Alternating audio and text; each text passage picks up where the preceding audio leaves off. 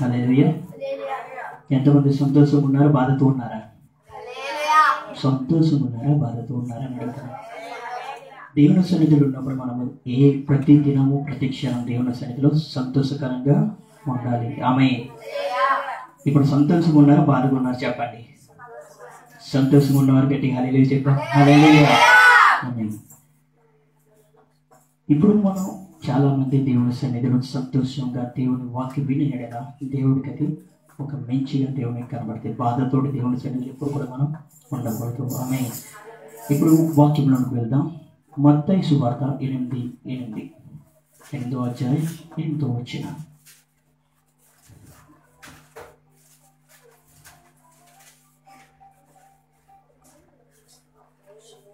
ఆ శతాధిపతి, ప్రభువా, నీవు నా ఇంటిలోనికి వచ్చుటకు నేను పాత్రుడను కాను. నీవు మాట మాత్రము సెలవిమ్ము, అప్పుడు నా దాసుడు స్వస్థపరచబడును. ఆమేన్. ఏంటి? నీవు మాట మాత్రము సెలవిమ్ము, ఏమవుతారు? నా దాసుడు స్వస్థపరుస్తాడు. ఆమేన్. ఆ కపెర్నహూము గురించి మనం నేర్చుకున్నాం. ఎందుకంటే దేవుడి మాట వల్ల లోకాన్ని సృష్టించాడని ఆదికాండం 1లోనే చూస్తున్నాం. దేవుడు తన మాట తోటి భూమిని మొత్తం సృష్టించాడు. మనిషిని మొత్తం తన చేతితోటి సృష్టింపబడ్డాడు. ఆమేన్. ఈ చెప్తున్నా ఆయన కపెర్నహూమును ప్రవేశించినప్పుడు ఒక శతాధిపతి అంటే సైన్యానికి ఒక అధిపతి అతను కూడా తెలిసేంటి. అక్కడ మనం చూస్తే ఆ 8:8 ఆల్రెడీ అందులో ఒకటిలో చూస్తే దేవుడు ఆల్రెడీ ఒక మనిషికి స్వస్థపరిచాడు. వచ్చిన ఆ అధ్యాయంలో 2వ స్వస్థత అవుతుంది. ఇది శతాధిపతి కోసం, ఆ దాసుడి కోసం. ఆమేన్. అయితే ఆ కపెర్నహూము అనేది ఇక్కడ నార్త్ ఈస్ట్లోన ఒక గలిలయ అంటే గలిలయ ఒక సముద్ర తీరాన ఉన్న ఒక ఊరు అవుతుంది కపెర్నహూము. అయితే అదే లూకా 4:16 యేసుక్రీస్తు నజరేతు నుండి ఇక్కడ వాక్యం చదివిన స్థితిలోన. ఆమేన్. అక్కడ ఒకసారి చూసుకుందాం. లూకా సువార్త 4:16. తరువాత ఆయన తను పెరిగిన నజరేతునకు వచ్చెను. తన వాడుక చప్పున విశ్రాంతి దినమందు సమాజ మందిరంలోనికి వెళ్లి చదువుటకై నిల్చుండగా ప్రవక్త అయిన యెషయా గ్రంథము ఆయన చేతికి ఇయ్యబడెను. ఆయన గ్రంథం విప్పగా, ప్రభు ఆత్మ నా మీదకు ఉన్నది, వేదులకు సువార్త ప్రకటించుటకై ఆయన నన్ను అభిషేకించెను.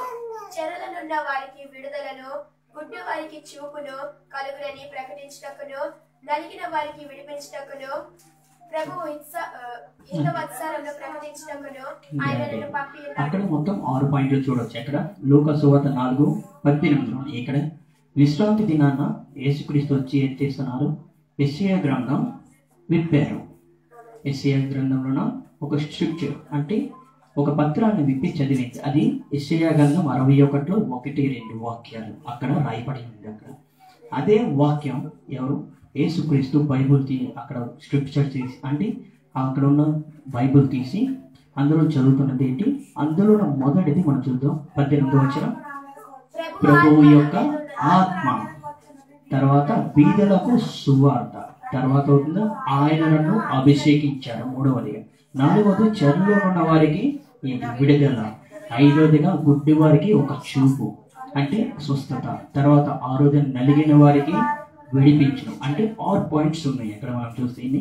6 దేవుని యొక్క ఆత్మ, బీదలకు ఒక సువార్త, ఆయన అభిషేకించడం. 4వదిగా అవుతుంది చెరలో ఉన్న వారికి ఏంటి? విడుదల. 5వది ఏంటి? స్వస్థత. గుడ్డి వారికి స్వస్థత చూపునంటే ఒక స్వస్థత. 6వది నలిగిన వారికి విడిపించడం. ఆమె 6 పాయింట్లో నేను ఒక పాయింట్ చెప్తాం అనుకుంటున్నాను. ఏంటి? స్పిరిట్ ఆఫ్ గాడ్ అంటే దేవుని యొక్క ఆత్మ. అదే వాక్యం మనం చూస్తే యెషయా 61లో 1-2 అదే రాయబడి ఉంది. చూద్దాం ఒకసారి. 61లో 1-2 ప్రభువు యెహోవా ఆత్మ నా మీదకి వచ్చెను. ప్రభు యొక్క యెహోవా ఇక్కడ దేవుని ఆత్మ అంటే దేవుని ఆత్మ అనేది ప్రభు యొక్క ఆత్మ అనేది ఒకటి. దేవుడు ఏంటంటే ముందుగానే అతను అక్కడ చెప్పవలసింది ఏంటంటే అక్కడ వారు నజరేతులో ఉన్న అక్కడ చెప్పినప్పుడు అక్కడ వారు ఏం చేస్తారంటే ఆ వాక్యం చెప్పినప్పుడు అక్కడ ఉన్న దైవజనులు బట్టి ఏం చేస్తారో అక్కడ నుండి దేవుని సన్నిధి నుండి అతన్ని ఏం చేస్తారు? కపెర్నహూము నజరేతు నుండి అతన్ని బయటికి పంపించేస్తారు. ఆ అధ్యాయంలో చూసి ఇక్కడ లూకా సువార్త 4:16 నుండి 20 వరకు చూస్తే అక్కడ 20వ వచనంలో అతను ఎక్కడికి వెళ్తారు? కపెర్నహూముకి వెళ్తారు. అయితే అదే వాక్యం మనం ఎఫెసీలోన పౌలు గారు కూడా చెప్తున్నారు 4:8లో. అదే వాక్యం ఏంటి అక్కడ రాయబడింది, ఒకసారి చూద్దామా? ఎఫెసీ 4:8.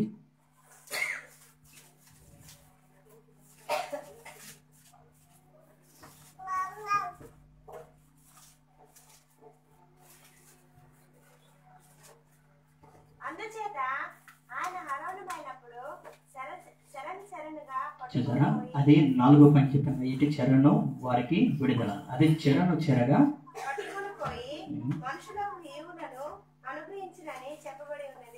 చూసారా? మనుషులకి ఈ విడుదల. అదే మళ్ళీ ఇప్పుడు పౌలు గారు చెప్పింది కూడా ఎక్కడ? యెషయా 42:6, 7. అదే విషయం చెరను వారికి ఏం చేస్తారు? చెరగా పట్టించడం. అక్కడ విషయము పౌలు గారికి ఇక్కడ చెప్తున్నారు, ఇక్కడ ఎఫెసీలో. అయితే మనం ఈరోజు నేర్చుకోవాల్సింది ఏంటంటే, దేవుని యొక్క ఆత్మ మన మీదకి వచ్చినప్పుడు ఎలాగుంటుంది, మనము అభిషేకంతో ఉన్నప్పుడు ఎలాగుంటుంది అనేది మనం నేర్చుకుందాం. దేవుని యొక్క మనం చూస్తే మత్తయి 3:16లోన, అలాగే మార్కు సువార్త 1:10లోన, లూకా సువార్త 3:22లోన దేవుని మీదకి ఆత్మ ఎలాగొచ్చిందట? పావురం వల్ల ఆయన మీదకి వచ్చింది. అది 3 సువార్తలోన రాయబడింది. ఇక్కడ మత్తయి సువార్త 3:16లో, అలాగే మార్కు సువార్త 1:10లో, అలాగే లూకా సువార్త 3:22లో దేవుని యొక్క ఆత్మ ఎవరి మీదకి వచ్చింది? యేసుక్రీస్తు మీదకి బాప్టిజం పొందిన తర్వాత దేవుని యొక్క ఆత్మ పావురం వలె వచ్చింది. అది దేవుని యొక్క ఆత్మ వచ్చినప్పుడు అతను ఏంటయ్యారు? దేవుని యొక్క అభిషేకాన్ని కూడా అతను చేశారు, మళ్ళా తిరిగి పొందగలిగారు. ఆమేన్. అలాగే మనం దేవుని యొక్క ఆత్మ ఎక్కడ? న్యాయాధిపతులు 3:10లో చూస్తే 8 సంవత్సరాలకి ఏంటి అక్కడ రాజు వారిని ఇశ్రాయేలుని ఏం చేస్తున్నాడు? బంధించారు. అక్కడ చూస్తే ఏంటి? న్యాయాధిపతులు 3:10. అంతలో 8 సంవత్సరాలుగా దేవుడు ఏంటి? ఇశ్రాయేలును వారికి అప్పగించేశాడు. అయితే యెహోవా ఆత్మ అతని మీదకి వచ్చెను గనుక అతడు ఇశ్రాయేలుకు న్యాయాధిపతి అయి యుద్ధమునకు బయలుదేరగా యెహోవా అరణ్యహారమును రాజైన కుష నిశ్రాంతమును అతని చేతికి అప్పగించెను. చూసారా? అతని చేతికి అప్పగించారు. దాని మీద చదివితే ఒత్నీయేలు అనే రక్షకుడిని ఎవరికి? ఇశ్రాయేలుకి అప్పగించారు. ఎవరికి? ఇశ్రాయేలుకి నియమించి వారిని దేవుడు అతని మీదకి దేవుని అభిషేకం పంపించి అక్కడ ఏం చేస్తున్నారు? అక్కడ చాలా రకాలుగా ఉంది. అక్కడ 8 సంవత్సరాలు అక్కడ కుపాన్ని పతియాముకి రాజుకి దేవుడు ఏం చేశారు? అప్పగించేశారు ఇశ్రాయేలు. తర్వాత వాళ్ళు మొరపెట్టినప్పుడు దేవా మాకు విమోచన లేదా అన్నప్పుడు ఒత్నీయేలు అనే రక్షకుడు ఉన్నది. అక్కడ 9వ వచనంలో ఉంటుంది, ఒకసారి చదువుతారా? ఇశ్రాయేలు యెహోవాకు మొరపెట్టగా యెహోవా కాలేబు తమ్ముడైన కానోజు యొక్క కుమారుడకు ఒత్నీయేలును రక్షకుడిగా ఇశ్రాయేలు కొరకు నియమించి వారిని రక్షించెను. చూసారా? మనము దేవునికి ఏం చేయాలట? మొరపెట్టాలి. దేవుని యొక్క ఆత్మ ఏ రకంగా వస్తుందంటే, మనం మొరపెట్టినప్పుడు బాధలోన దేవుడు అప్పగిస్తారు.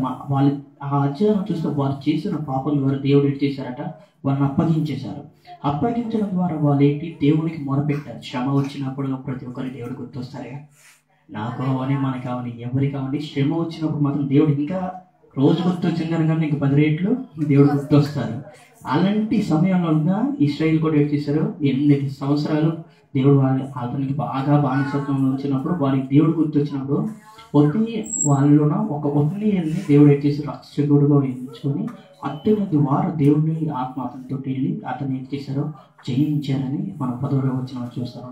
అలాగే యెషయా 61:1 చూస్తాంగా, ఎవరికి? యెషయా మీద కూడా దేవుని ఆత్మ వచ్చింది. అక్కడ చెప్తున్నాను, నా మీదకి యెహోవా ఆత్మ వచ్చినప్పుడు అతను ఆత్మ పోషుడయ్యాడు. అప్పుడు దేవుడు ఆ యెషయా రాసింది ఎలా ఉన్నాయి? అప్పుడు యెషయా రాసింది అప్పుడు రాయకపోతే ఇప్పుడు నజరేతులో ఉన్న యేసుక్రీస్తును కపెర్నహూముకు పంపిస్తారా? ఇంకేదో చెప్తారని. అవునా కదా? దేవుడు ఆల్రెడీ ప్రణాళిక చేశారు. ఏంటంటే నజరేతులో కపెర్నహూముకి ఏమని? యేసుక్రీస్తును పంపించాలి అంటే దేవుడు ముందుగానే ఏంటి నిర్ణయించారు? యెషయాకి ఆ దర్శనాన్ని ఇచ్చారు. దేవుడు ఆత్మ యెషయాతో మాట్లాడి అది చెప్పిన వెంటనే అక్కడ ఉన్న వారు కోపమయ్యి, లూకా సువార్తలోని ఇక్కడ కోపం అయిపోయి అతన్ని బయటికి పంపించేశారు. ఊరు నుండి బయటికి పంపించేశారు, వెలివేసేశారట. అయితే అదే మనం చూస్తే ఇదేంటి న్యాయాధిపతులు 6:34 గిద్యోను మీద కూడా ఆత్మ వచ్చింది. గిద్యోను మీద కూడా ఆత్మ వచ్చింది. అయితే బయలుదేవతలు యొక్క వారికి ఎదురుగా ఎవరు గిద్యోను మీద కూడా దేవుని ఆత్మ వచ్చి వాళ్ళు అంటున్నారు, అతనికి ఒక పేరు కూడా పెట్టారు. అతనికి ఆ పేరుకి అర్థమవుతుంది వాదించేవాడట. ఏంటి వాదించేవాడు అంటే అతడు వాదిస్తాడు అంటే ఒక్కడున్నాడు కదా, ఒక్కడు వాదిస్తాడు వాళ్ళ దేవుడి తరఫున, ఆడే దేవుడు అనుకుంటున్నాడని అక్కడ బయలుదేవతలు ప్రవక్తలు అందరూ ఏంటనుకున్నారట, అతనికి వ్యతిరేకంగా ఉన్నారు. కానీ దేవుడు ఆత్మ అతని మీదకి వచ్చినప్పుడు ఏమైంది, అతను గాడిద యొక్క దవడ పట్టుకొని ఆ కొమ్ము ఏంటి దవడ ఎముక పట్టుకొని 400 మంది ఏం చేసేసారు, చంపేశారు. అంటే 400 మంది కూడా ఒక మనిషికి వ్యతిరేకం అవ్వలేకపోయారు. చూడండి, అంటే దేవుని ఆత్మ దిగినప్పుడు 4000 మంది కాదు కదా, 4 లక్షల మంది వచ్చిన దేవుడికి వ్యతిరేకంగా దేవుని ఆత్మ వ్యతిరేకంగా ఉండలేదు. ఆమె మనం ఏంటంటే దేవుని ఆత్మ మన మీద ఏంటవ్వాలట, రావాలి. అది ఎలాగంటే దేవుని యొక్క ఆత్మ మన మొదటి సామ్యూయేలు 16 మనం 13-14 చూస్తే సామ్యూయేలు దావీదుకి ఏం చేస్తున్నారు, అక్కడ అభిషేకం ఇస్తున్నారు. అప్పుడు దేవుని ఆత్మ ఏంటంట దావీదు మీదకి వచ్చింది. ఇప్పుడు మన దైవజనులు ప్రతి వాక్యంతో ప్రతి ప్రార్థనతో ప్రతి దాంట్లో మనకి ఏం చేస్తున్నాం, అభిషేకిస్తున్నాం. కానీ మనం మాత్రం దేవుని ఆత్మను మనం ఏం చేస్తున్నాం, పొందుకోలేకపోతున్నాం, దాన్ని అనుభవించలేకపోతున్నాం. అది మనం అనుభవించినప్పుడు ఏంటంట దావీదు సింహాన్ని కూడా ఒక దెబ్బతో చంపేశాడు. అది ఎలుగుబడిని కూడా చేశాడు. అది కూడా తన గొర్రె పిల్ల. అలాంటి దేవుడు అనుకున్నాడు, దేవుడు మన మీదకి ఏమొచ్చిన సింహం లాంటి అపవాదం వచ్చిన ఎలుగుబంటి ప్రజలు వచ్చిన మన మీద ఏమైనా చేస్తారా, దేవుడు ఒక్క దెబ్బతో వాళ్ళని ఏం చేస్తారు, నాశనం చేస్తారు. కానీ దేవుని యొక్క అభిషేకాన్ని మనం ఏం చేయాలట, పొందాలి. దేవుని యొక్క అభిషేకం పొంది మనం చేయలేనిదంటూ ఏం లేదు. అయితే 2 సామ్యూయేలు దావీదు చివరగా చనిపోయే ముందు కూడా ఆత్మవశుడై రాశాడు వాక్యం. ఇక్కడ 23:2 దానియేలు చివరి మాట్లాడ అతనేటి ఆత్మవశుడై రాశాడట. అంటే ఆత్మవశుడైనప్పుడు చిన్నతనంలో కాదు, తన చివరి గడియలను కూడా ఆత్మవశుడుగా రాశాడు. అతని దేవుళ్ళను మనం ఎలా ఉండాలంటే ప్రతి ఒక్క క్షణం దేవుని యొక్క అభిషేకాన్ని మనం ఏం చేయాలట, అనుభవించాలి. అదే మొదటి రాజులు 22-24 కూడా ఉంది. మికాయా అనేటట ఇశ్రాయేలుకి మళ్ళా రమోతీలాందుకి ఒక యుద్ధం జరిగినప్పుడు ఏంటట, అక్కడ కూడా దేవుడి యొక్క ఆత్మ ఎవరికి, మికాయాకి మీదకి వచ్చింది. అతని మీదకి వచ్చినప్పుడు దేవుని ఆత్మ ఎలా చేసిందంటే అతనికి ఎదురుగా ఉన్న ప్రజల మీదకి అంటే ప్రవక్తల మీదకి దేవుడు ఒక అబద్ధ ఆత్మను పంపించాడు. అంటే 2 రకాల ఆత్మలు, ఒకటి దేవుని యొక్క ఆత్మ, 2 అబద్ధ ప్రవక్త ఆత్మ. 2 ఆత్మలు ఉన్నాయి. ఒకటి నిజమైన ఆత్మ, దేవుని శక్తి కలిగింది. అది ఇప్పుడు కూడా అబద్ధం ఆడదని ఆ వచనంలో రాయబడి అందులో రాయబడి ఉంది. అందులో చెప్తాడు దేవుడు ఆత్మ మీదకి వచ్చినప్పుడు దేవుడు ఆత్మ ఇప్పుడు కూడా అబద్ధం ఆడదు, నిజమే చెప్తుంది, నిజంగానే నేను మాట్లాడతానని ఎవరు మికాను చెప్తాడు. అలాగే దేవుడి యొక్క ఆత్మ వచ్చినప్పుడట మనం ఇప్పుడు కూడా అబద్ధం ఆడలేము. దేవుడు ఏం చెప్తాడో అదే నేను చెప్తాను, స్పష్టంగా చెప్తాను. నువ్వు నన్ను చంపి ఏమైనా చేయన్నప్పుడు ఆ రాజు ఏం చేస్తాడట, అతను గోపు అన్నట్టు ఒకటి కొట్టేస్తాడు, దావడ మీద కొట్టి పంపించేస్తాడు అతనికి. కావాలంటే చూడొచ్చు. ఇది మన మొదటి రాజులు 22-24 అదే ఉంది. అలాగే ద్వితీయోపదేశ దినవృత్తాంతం 18-23 అంటే క్లియర్గా రాయబడింది.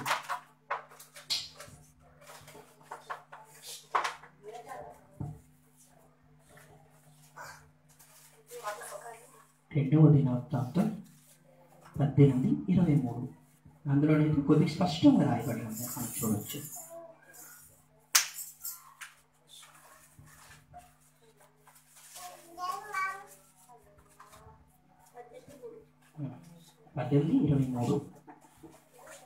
అప్పుడు కేనయన కుమారుడైన సిద్కియా దగ్గరకు వచ్చి మికాయాను చెంప మీద కొట్టి, నీతో మాట్లాడుటకు యెహోవా ఆత్మ నా యుద్ధ నుండి ఏ మార్గంలో పోయిన నేను. చూసారా, అతని ఎవరి దగ్గరికి దేవుడు ఆత్మ ఎవరి దగ్గరికి వస్తుంది వాళ్ళకి ఏం దొరుకుతుంది, చెంపదెబ్బ కన్ఫర్మ్గా దొరుకుతుంది.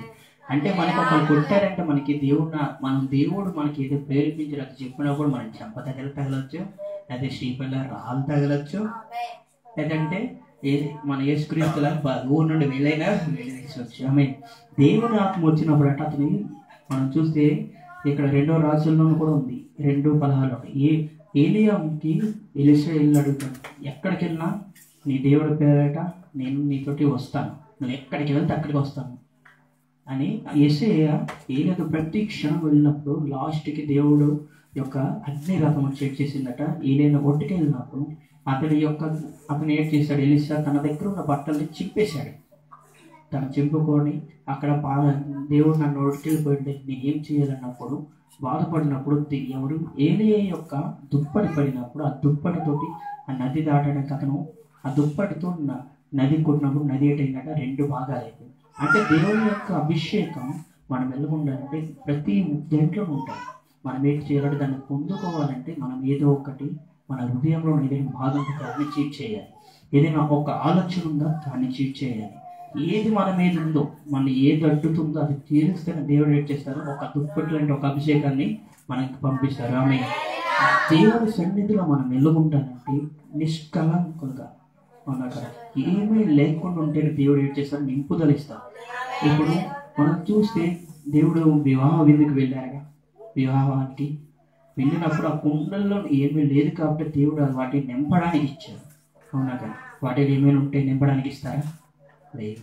అలాగే మన జీవితాల్లో కూడా ఏమీ లేకుండా అంటే ఈ బాధ ఉంది కానీ దేవుడి సన్నిధి, దేవా నేను ఈ లోకంలో ఉన్నానయ్యా, దాన్ని నేనేంటి ఒక ఖాళీ జీవితాన్ని నువ్వేమి లేని ఒక ఖాళీని నేనేం చేస్తున్నాను, అనుభవిస్తున్నాను. నువ్వేమి అభిషేకంతో నీ ఆత్మను నేను చేయాలట నింపు అని మన దేవునికి అడగాలి. మనం ఎప్పుడు చూస్తున్నాం దేవునికి ప్రార్థన చేసి ప్రతి ఒక్కరు ఏమడుగుతాం, ఆశీర్వాదం అడుగుతాం, లేదా ఏమైనా కావాలంటే అది అడుగుతాం, అది ఏదో అడుగుతాం. దేవుని ఆత్మను మనం ఎప్పుడైనా అడిగామా, లేదు. కానీ దేవుడు చెప్తాడేంటి, మొదట దేవుని రాజ్యాన్ని ఎత్తుకండి. ఆమె దేవుని రాజ్యాన్ని ఎత్తుకనండి. మనకి ఏటి కాలం ముందు దేవుని యొక్క పరిశుద్ధాత్మ మనకు కావాలి. ఆమె దేవుని యొక్క ఆత్మ ఉంటే ఏమైనా చేయవచ్చు. యెషయా 11:22 ఉంటాయి దేవుని యొక్క ఆత్మ గురించి రాయబడి. ఒకసారి చూద్దామా, యెషయా 11:2 11వ అధ్యాయం 2వ వచనం. యెహోవా ఆత్మ జ్ఞాన వివేకములకు చదువుతున్నాం. యెహోవా యొక్క ఆత్మ జ్ఞానము వివేకము ఆధారమగు ఆత్మ. ఇక్కడ 2 ఉన్నాయి. ఏంటి, జ్ఞానము. లేని వాళ్ళకి దేవుని ఆత్మ ఉందా, ఇంకేం ఆత్మ ఉంది, అక్కడ 2 ఆత్మలు ఉన్నాయి, ఇంకేదో ఆత్మ ఉంది. ఆమె దేవుని ఆత్మ లేకపోతే అబద్ధం ఆత్మ ఉంది, ఇంకేం ఆత్మ ఉందో చెప్పలేము. ఆమె దేవుని యొక్క ఆత్మ ఉంటే ఏంటి ఉంటుంది, జ్ఞానం ఉంటుంది, వివేకం ఉంటుంది. తర్వాత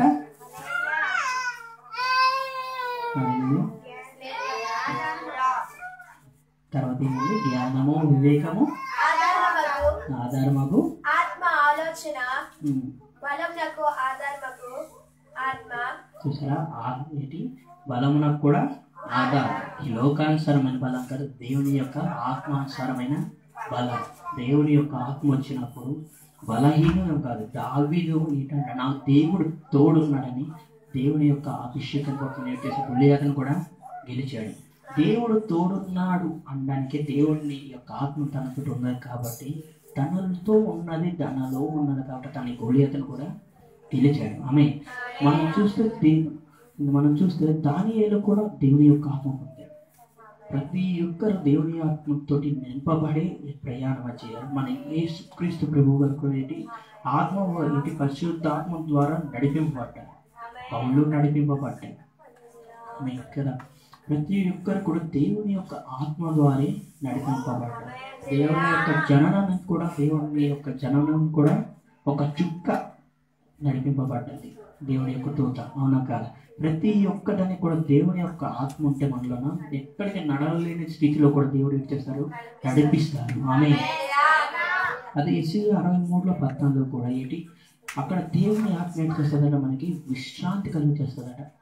దేవుని యొక్క ఆత్మ మనలో ఉన్నప్పుడు శ్రమల నుండి విశ్రాంతి, కష్టాల నుండి విశ్రాంతి, ఏ బాధ అయినా విశ్రాంతి, ఎక్కడ మనం చింతిస్తున్నాం చింత నుండి విశ్రాంతి, ఎక్కడ మనం కూలిపోయి బాధపడుచున్నాం అక్కడ నుండి కూడా మనకి ఏం చేస్తారు, దేవుని ఆత్మ విశ్రాంతి కలిగించేస్తారు. ఆమె మనం ఈ స్థితిలో పడిపోయి దేవా నీ బాధపడుచున్నాను ఉంటున్నప్పుడు కూడా దేవుని ఆత్మ ఏం చేస్తారు, నేను నీకున్నాను అని ఏం చేస్తుంది, ఒక విశ్రాంతిని కలుగు చేస్తుంది. ఆమె ప్రతి ఒక్క క్షణంలో దేవుడు ఏం చేస్తాడట, విశ్రాంతి కలుగు చేస్తాడట. ఆమె అదే మనం ఎస్కేఏలు 11:5 ఏం చేస్తాడట, దేవుని యొక్క వాక్యం, దేవుని యొక్క ఆత్మ ద్వారా వచ్చే పదం కూడా ఒక పవిత్రమైన ఇదిలాగా ఉంటుంది. ఒకసారి చూద్దామా, ఎస్కేఏలు 11:5. అంతటా యెహోవా ఆత్మ నా మీదకు వచ్చి ఆజ్ఞ ఇచ్చినదేమనగా, నీవు ఈ మాట వారికి తెలియజేయము. యెహోవా సెలవిచ్చిన మాట ఇదే, ఇశ్రాయేలులారా, మీరు ఎలాగ పలుకుచున్నారో మీ మనస్సున పుట్టిన అభిప్రాయంలో నాకు తెలిసే ఉన్నవి. చూసారా, దేవుని ఆత్మ మనుషుల మీదకే కాదు, సంఘానికి చెప్పడానికి కూడా దేవుని ఆత్మ వస్తుంది. అది వాళ్ళకి వార్నింగ్ అట. అక్కడ వాళ్ళు పాపం చేసినప్పుడు ఇశ్రాయేలు మీదకి దేవుని ఆత్మ వచ్చి వాళ్ళకు వార్నింగ్ ఇస్తుంది. దాని మీద చదివితే వాళ్ళకి నశించడానికి కూడా దేవుడు ఏం చేస్తున్నా, కోపం అయిపోయారు. దేవుడు కోపం అయిపోయి వారి మీద ఎవరికి ఇశ్రాయేలు మీద దేవుడి ఆత్మ వచ్చి ఆ సంఘానికి వీళ్ళు చెప్పు, వారు పానీయం చేస్తున్నారు దేవుని సన్నిధిలో. అధ్యాయం మొత్తం చదివితే ఏంటంటే దేవుని సన్నిధిని వాళ్ళు ఏం చేశారు, పాప ఫలితంగా మార్చేశారు. దేవుని సన్నిధిని వారు ఎలాగ ఒక ఇల్లు అని వాడుతున్నారట. దేవుని సన్నిధిని, దేవుని సన్నిధిని దేవుని సన్నిధిని మనకేంటి, ఒక పవిత్రమైన స్థలం.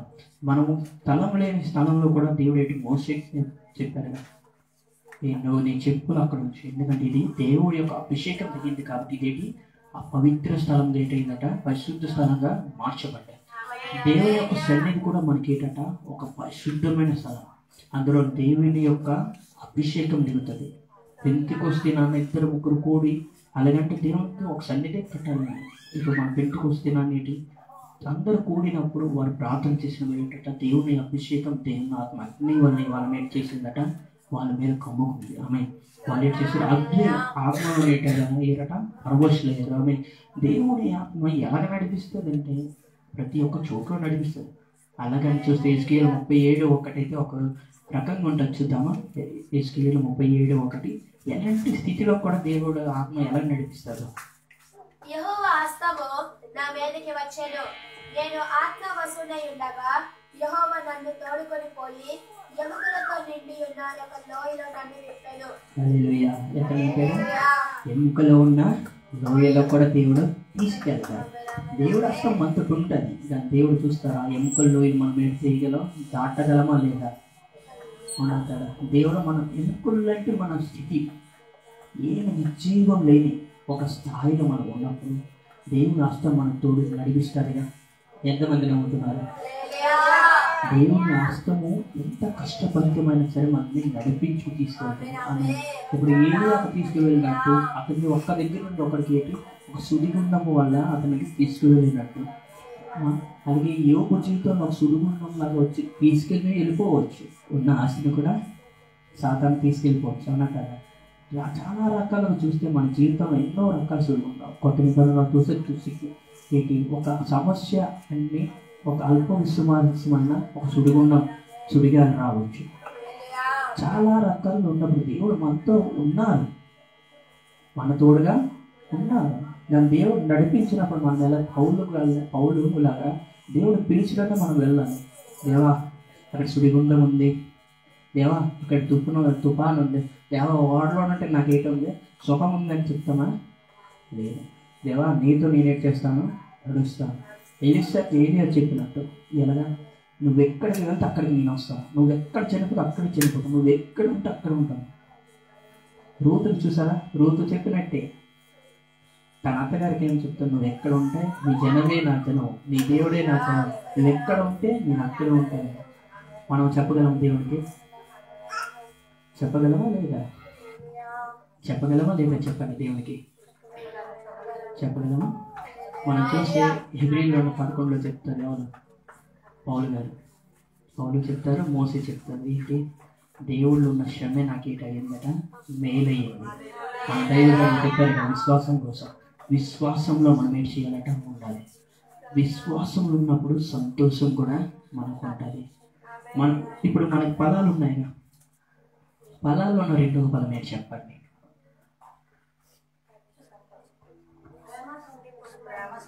సంతోషం. ఆమె రెండవ పదం ఏంటవుతుంది? సంతోషం. దేవుళ్ళు ఉన్నప్పుడు మనం ఎలా ఉండాలంట? సంతోషం ఉండాలి.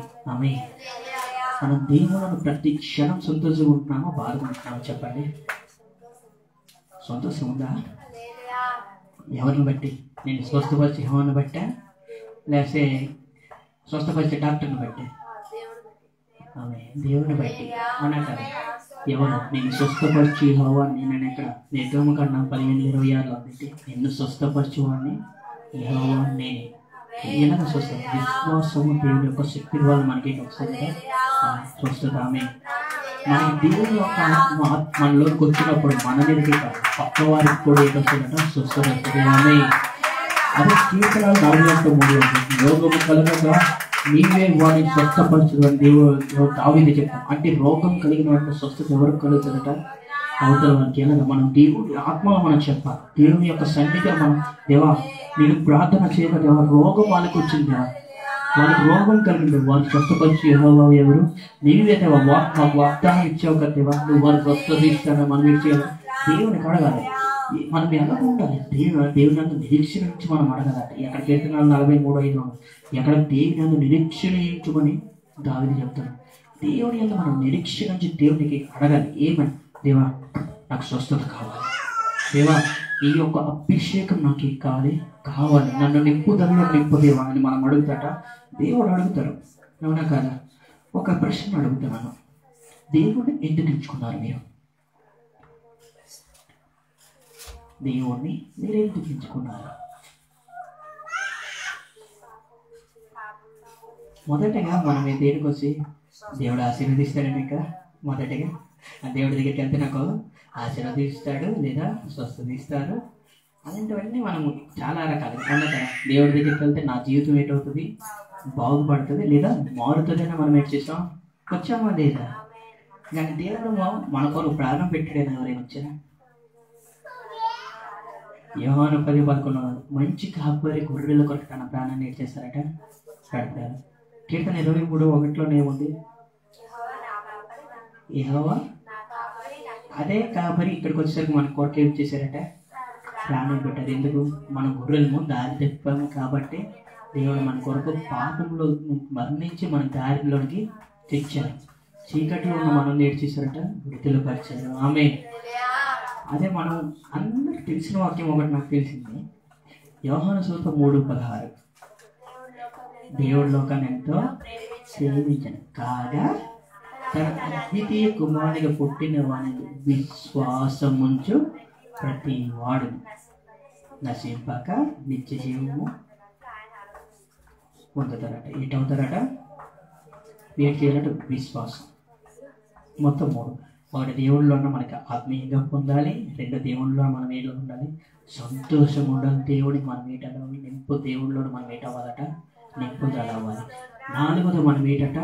దేవుని మన కొరకు మరణించారని మనం నమ్ముతాం. నమ్మడం అనేది వేరు, విశ్వాసం అనేది వేరు.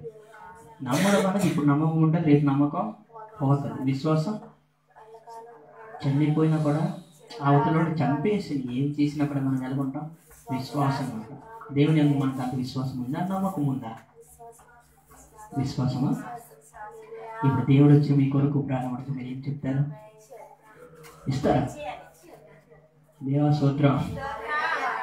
చాలా మంది ఏం చేస్తారంటే, దేవా నా ప్రాణం నువ్వు తీసుకుని నా పిల్లలు ఉండిపోయారే. ఎవరు ధనవంతులాగా చెప్తాం కదా, దేవా నన్ను నువ్వు తీసుకొచ్చావు నరకంలో పడేసావు, నా సహోదరులు అక్కడ వేరుకు ఏటవ్వలేదు, రాలేదు, వాళ్ళ దేవుడు నమ్ముకోలేదండి. చాలా రకాలు చెప్పి ఏం చేశాడట? ఎంత చెప్పాడు? ఈ ఏడ్చాడు చూడండి. దేవుడికి విసుకొస్తాడా లేదా? ఆ విసుగు మన దేవుడికి అగ్నిగుండంలో పడక మనుకుంటుంటే వాళ్ళు దేవుడిలోనికి వచ్చేవారే కాదా? అదే మనం ఇప్పుడు చేస్తాము. ఇది ఉపవాసం ఉండి దేవునికి మనం ఏం చేస్తున్నాం అంటే, ఇప్పుడు మనం దేవునికి విసుగు కడుగుతాము. దేవా ఈరోజు నేను నీకు ఏడ్ చేస్తాను. దేవా ఇలా నా సహోదరుడు పడిపోయాడు, దేవా నీ కొరకు నేనే, దేవా నువ్వు నా కొరకు నా తోటి వారి కొరకు ఏం చేసావు? మరణించావు. వారిని వేడి చేయాలి, దేవా మాట్లాడాలి. నువ్వు అన్నిటి చేయాలంటే విడిపించావు. ఐగుప్తు దేశంలోని ఇశ్రాయేలును విడిపించినట్టు దేవా వారిని కూడా ఏంటి? ఇశ్రాయేలు అనే లోకం నుండి ఏం చేయాలట? విడిపించు అన్నాడు కదా. ఆమె అడిగే ధైర్యం ఉందా మనకి? చెప్పండి. ఇప్పుడు మన జీవితం చూస్తే ఎన్నో బాధాకరం. దేవుడు ఏం చెప్తాను, నీకు కష్టం ఎంత ఇస్తానన్నా భరించినంత ఇస్తున్నాను. కానీ మనం ఏం చేస్తాం, దేవా నన్ను నరకంలో పడేసావా? అవును కాదు. కానీ దేవుడు ఏ చెప్తున్నావు, పరీక్షిస్తున్నారు మనకి. దేవుడు ప్రతి పరీక్షలో మనం ఏం చేయాలట, విజయం పొందాలి. దేవుడు చెప్తాను, ఈ లోకాన్ని నేను జయించాను, మీరు కూడా నా ద్వారా ఏం చేయాలట, జయించాలి. ఆ లోకం ఎలాంటిదట, లోకంలో ఉన్న వారు ఎలాంటి వారట, అంధకార శక్తులు. లోక అధిపతులను కాదు, లోక శాస్త్రం కాదు, లోకంలో ఉన్న అంధకార శక్తులతో మనకి ఏంటంటే యుద్ధం ఉంది. అని అలాంటి యుద్ధాన్ని మనం జయించాలని మొదలు దేవుని యొక్క విశ్వాసం వచ్చాలి. దేవుని యొక్క వాక్యం మనలో ఉండాలి. దేవుని యొక్క అభిషేకం పొందితేనే మనం ఏం చేయగలం, యుద్ధంలో మనం ఏం చేయగలమట, జయించగలం. దేవునిలో ఉన్నప్పుడు ప్రతి క్షణం మనకి బాధే, నేను చెప్పగలను. ఎందుకంటే ప్రతి క్షణం బాధాకరం. ఎందుకంటే చాలామంది ఏం చేశారు, విమర్శించే వాళ్ళు ఉంటారు, చాలామంది బాధించే వాళ్ళు ఉంటారు. ఇప్పుడు చూస్తే శిలువలో ఉన్నప్పుడు అతనికి కూడా మనకి చేశారా లేదా? అతనికి ఏం చెప్పాడు, పక్కన నువ్వు నిజం ఏంటి, యూదులు రాజువు కదా, నేను నువ్వేం చేసుకోలేవు, రక్షించుకోలేవు. ప్రశ్న చూడాలి. అలాంటి ప్రశ్న మనకు వచ్చినప్పుడు కూడా మనం ఏం చేయాలి, మౌనంగా ఉండి దేవునికి మనం అడగాలి. అతను వాళ్ళకి సమాధానం చెప్పాడు, దాన్ని దేవుడు వాళ్ళకి సమాధానం చెప్పారు. సమాధానకర్త ఎవరు? మన యేసయ్య. ఆయన సమాధానపరిచేవాడు. ఆమె మనం ప్రతి క్షణం దేవుని వాక్యాన్ని పట్టుకుంటే, దేవుని వాక్యం ఎక్కడ ఉందట, ఒకే యోహాను 1లోనే మన దైవజనం చెప్పిందంటే, వాక్యం ఎక్కడ ఉందట, ఆది యందు దేవుడే వాక్యం ఉంది, వాక్యం దేవుడై ఉన్నారు. దేవుడు వాక్యం అంటూ ఉంటే, మనలో ఉంటే, మన చేతిలో ఉంటే, వాక్యం మన చేతిలో ఉన్నాడు. మన హృదయంలో ఉంటే వాక్యమే కాదు, దేవుడు కూడా మనలోన ఉన్నట్టే. ఆమె దేవుని వాక్యం ఉండాలా, దేవుని వాక్యం కానీ పుస్తకం ఉండాలి. మీరు చెప్పండి. ఇది వాక్యం మన హృదయంలో ప్రతి క్షణము యావు తన మేతని నెమరవేర్చుకున్నట్టు మనం ఏం చేయాలట, వాక్యాన్ని ప్రతి క్షణం మన నోట్లో ఏం చేయాలట, నెమరవేయాలి. అప్పుడు దేవుడు అంటాడు, నా కుమారుడు ఏంటి, అనుదినము యెహోవా వాక్యాన్ని ధ్యానించేవాడట, ఎప్పుడు కూడా నాశనం పడ్డ. మనం కీర్తనలు ఒకటి చూస్తున్నాం, దుష్టుల ఆలోచన పాపల మాత్రం యెహోవా ధర్మశాస్త్రం నందు ఆనందించేవాడు దివా ఎలాంటి వాడు ధన్యుడు.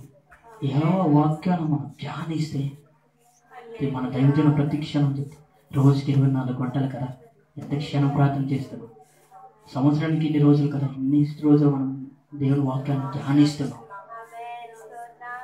నేను నిన్న చదివింది ఏంటంటే, రోజుకి 5 నిమిషాలట బైబిల్ చదవడానికి, మొత్తం కంప్లీట్ చేయడం 365 రోజుల్లోన ఎలాగా అనే ప్రజలు ఎత్తుకుతే, రోజుకి 5 నిమిషాలట, ఎక్కువ కాదు, 5 నిమిషాలు రోజు బైబిల్ చదువుతాట, సంవత్సరం బైబిల్ కంప్లీట్ అయిపోతాట. అంటే మన రోజుకి ఎన్ని క్షణాలు మనం వృధా చేశాం. అవునగా దేవుడు మనకి ప్రతి క్షణం విలువైందన్న దేవుడు. కన్ను రెప్పపాటులో దేవుడు వచ్చాడంటే ఏం చెప్తాం, దేవా నీ పేరట నేను ఇది చేశాను, దేవా నీ పేరట అది చేశాను మనం చెప్పగలం. దేవుడు అంటారు ఒకటే, నేను నిన్న ఎట్లా ఎరగలేదు. మనకందరికి తెలిసిన ఒక ఇది కూడా ఉంది, దేవుడు చెప్పిన ఒక కథ ఏంటి, నా 3 డబ్బులు ఇచ్చారు, అందులో ఒక్కటి ఇచ్చిన వాడు ఏం చేశాడా, నా ఎక్కడ భయం. దేవుడు మనకు ఆత్మీయంగా శక్తి ఇచ్చారుగా, వాక్యాన్ని ఇచ్చారుగా, మనం అది బాధ పెట్టేస్తామా? బాధ పెట్టేస్తే ఏంటి అవుతుంది, ఏం చేస్తాం, పక్క వారికి దేవుడు ఇచ్చేస్తారు. దేవుడు ఇచ్చిన అభిషేకాన్ని, శక్తిని, దేవుడి యొక్క వాక్యాలు మనం అందరికీ చేయాలట, ప్రచురం చేయాలి. ఆమె ఇచ్చిన వాటిని దేవుడు దీవించిన గాక. అందరు చెప్పలు కూడా మన